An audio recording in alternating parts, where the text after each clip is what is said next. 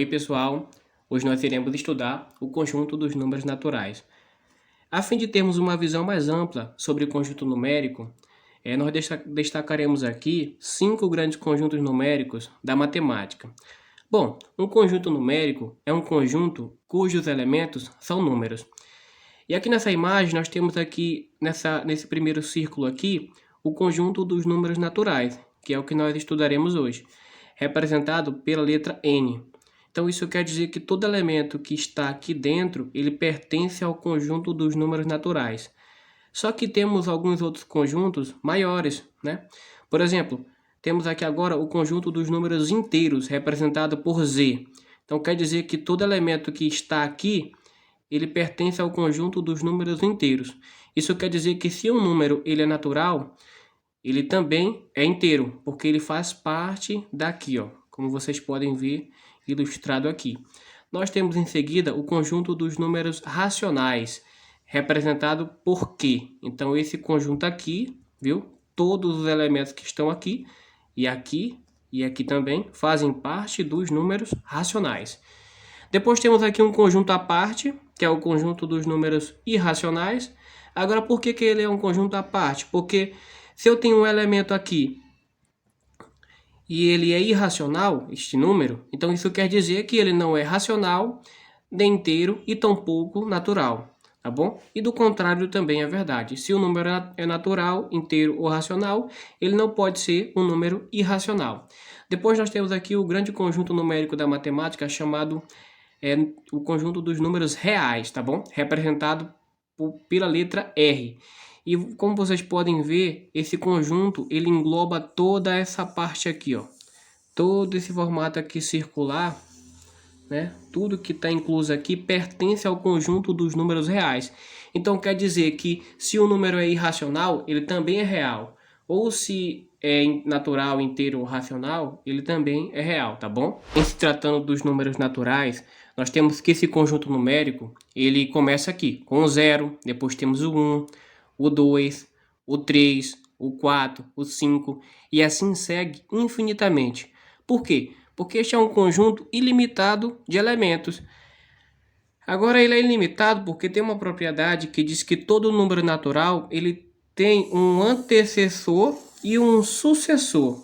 Isso quer dizer que tem um número que vem antes dele e um número que vem depois, né? Com exceção, é claro, do zero, porque não tem nenhum número natural que venha antes do zero, tá bom? Só depois, que no caso aqui é o 1, né? Que é o sucessor de zero. Então, nós nunca encontraremos um fim neste conjunto numérico, tá bom? E ele é um conjunto numérico com números inteiros e positivos, tá bom? Isso quer dizer que nós não encontraremos nenhum número com vírgula nesse conjunto, nenhum número quebrado, nenhum número que tem uma parte fracionária. Nós apenas encontraremos números inteiros, como que podemos ver, né? O 1, o 2, o 3 são números inteiros. Então, se eu tenho um número inteiro e positivo, então eu tenho um número natural. Agora sim, pessoal. Dentro desse conjunto numérico, nós temos alguns subconjuntos notáveis, tá bom? Que são conjuntos que estão inclusos dentro do conjunto dos números naturais. Nós temos o primeiro subconjunto aqui, que é o conjunto vazio. Esse conjunto vazio, ele é um conjunto que não possui elemento e ele é representado matematicamente com duas chaves assim, ou com um círculo assim, tipo parecendo um zero, né? Cortado, tá bom? Então, quando vocês olharem, né, essas duas imagens aqui, vocês já sabem que se trata de um conjunto vazio, que não possui elemento. Nós temos também o próprio conjunto dos números naturais.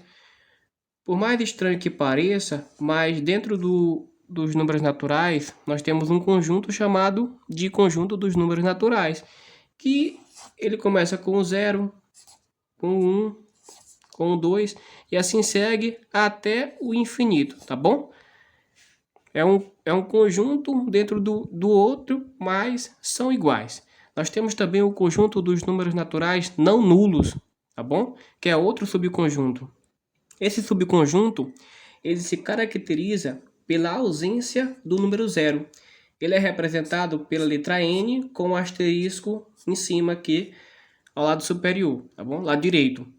Então, ele começa com o número 1, depois temos o 2, depois temos o 3, o 4 e assim segue até o infinito. É um conjunto ilimitado de elementos, tá bom? A diferença dele para os naturais é que não encontraremos o zero neste conjunto, tá bom? Então, quando vocês ouvirem falar que um conjunto, né, é não nulo, então quer dizer que o zero não pertence a esse conjunto numérico. Temos também um subconjunto notável, que é o conjunto dos números pares, tá bom? O número par, ele é escrito assim, 2n. Por quê? Porque o número par, ele é o número que ao ser dividido por 2, no resto nós sempre encontraremos o zero. E ele é escrito nessa forma aqui de 2n, porque se eu substituir aqui qualquer natural por n, nós teremos um número par. Por exemplo, se eu colocar aqui 2 vezes 0, viu? Só um detalhe. Entre o 2 e o n, nós temos o sinal de multiplicação aqui, viu? Que fica subentendido. 2 vezes 0 é igual a 0. 0 é um número par.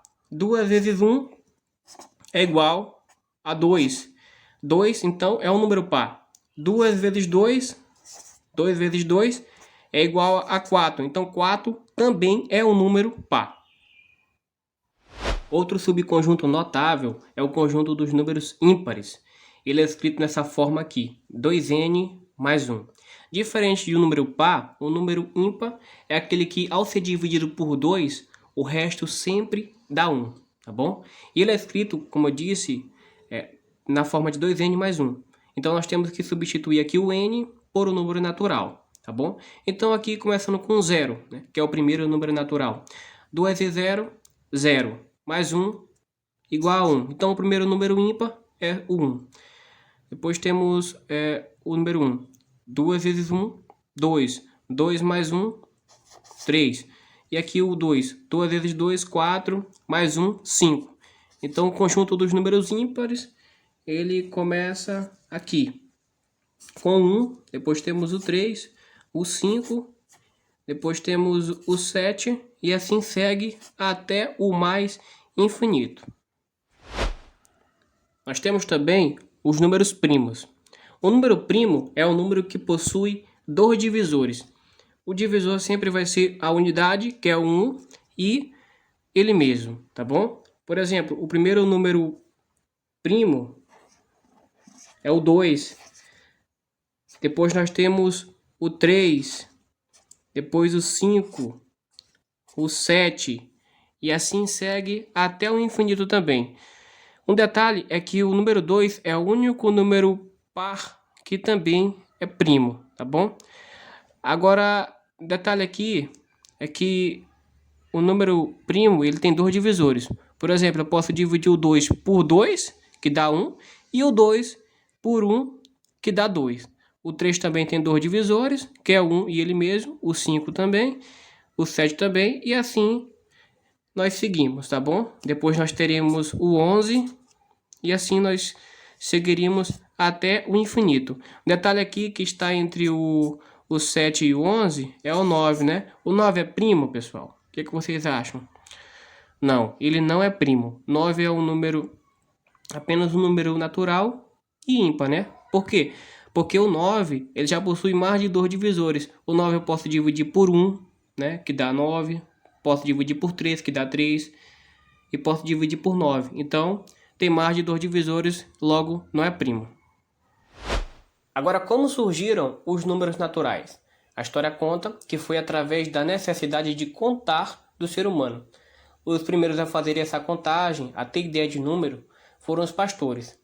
O pastor, pela manhã, ao soltar suas ovelhas para ir pastar, para cada ovelha que saía, ele colocava uma pedrinha dentro de uma sacola. Saía uma ovelha, ele colocava uma pedrinha. E ao final do dia, quando as ovelhas retornavam, para cada ovelha que retornava, ele retirava a pedrinha de dentro da sacola. Então assim, ele tinha um controle do seu rebanho. Era um importante recurso que eles utilizavam. O interessante dessa história é que a palavra pedrinhas, em latim, significa cálculos.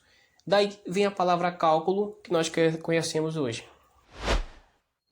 Dentro do conjunto dos números naturais, nós podemos fazer algumas operações da matemática. Nós começaremos aqui com a adição. Então, faremos algumas adições. 2 mais 2 é igual a 4. 4 mais 3, 7. 6 mais 6, 12. Né? Notem que todo o resultado aqui, ele é um número natural. Isso quer dizer, né, que quaisquer dois números naturais que nós adicionarmos, sempre o resultado vai dar um número natural. Sempre resultará em um número natural, tá bom? Isso quer dizer que em relação à adição, o conjunto dos números naturais, ele é um conjunto fechado, tá bom? E em relação à multiplicação, se eu multiplicar dois números naturais, o resultado sempre dará um natural? Vamos ver. Então, 2 vezes 0, 0. 0 é natural, né? 3 vezes 1, 3. 3 é natural. 8 vezes 4, 32. 32 também é natural. Então, se nós continuarmos aqui multiplicando números, sempre o resultado será um número natural. Também ele é um conjunto fechado em relação à multiplicação. Mas já no caso da subtração, acontece uma coisa aqui interessante. Vejamos, vamos fazer as seguintes subtrações. 4 menos 2 resulta em 2. 6 menos 1 resulta em 5. E 2 menos 5, o resultado dá menos 3, tá bom? Dá um número negativo, um número menor que 0, tá bom? Vou colocar aqui, ó, um número negativo. Então, isso quer dizer que o conjunto dos números naturais, ele é aberto em relação à subtração.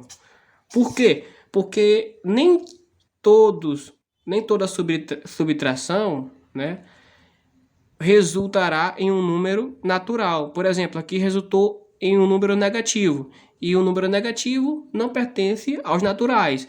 Foi por isso que houve a necessidade de se criarem outros conjuntos numéricos, que é o que nós veremos a seguir, tá bom?